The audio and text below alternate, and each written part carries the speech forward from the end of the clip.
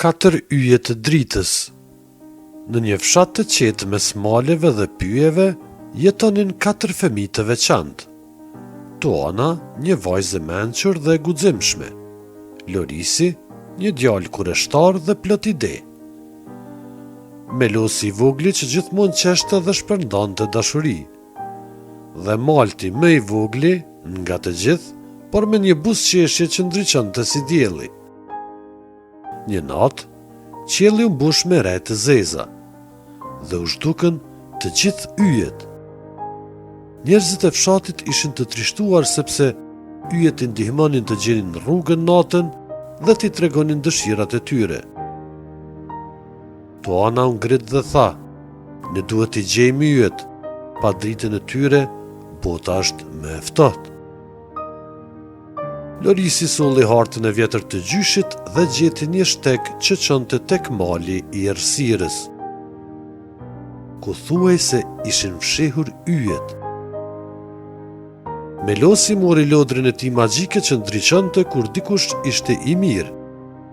Dhe Malti, megjithse i vogël, u kap pas shpatullave të Toanës dhe gati për aventurë.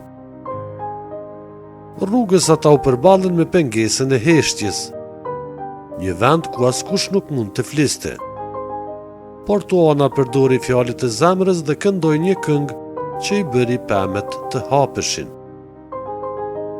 Pastaj, u ndeshën me një dragua të vogël, që kishte marrë yjet për t'i ruajtur.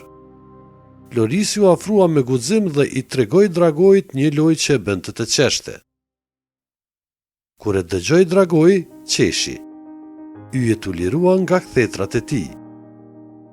Melosi i mlodhi një nga një yjet me ndriçimin e lodrës së tij, dhe Malti, ai vetëm i preku me dorën e vogël, dhe ata filluan të fluturonin vetë drejt qiellit. Kur u kthyen në fshat, qielli ishte plot me yje, më i bukur se kurrë.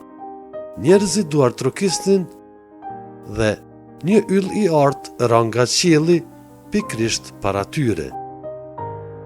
Ishte një dhuratë nga qielli, një kujtim për guximin dhe dashurinë e 4 yjeve të vërtetë: Toana, Lorisi, Melosi dhe Malti.